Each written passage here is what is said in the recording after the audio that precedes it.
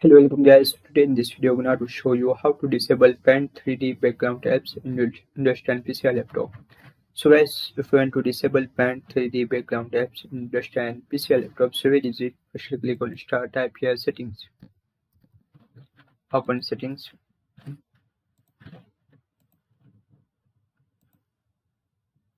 After click on Privacy. Now scroll down, click on Background Apps. Scroll down,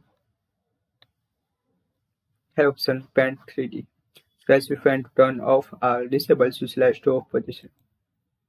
There is. So guys, this is very simple and easy method if you want to disable Paint's 3D background apps in Windows 10 PC or laptop. Thank you for watching this video. Please like, share and subscribe to my channel for latest update. And please comment this video useful or not. Thank you for watching this video.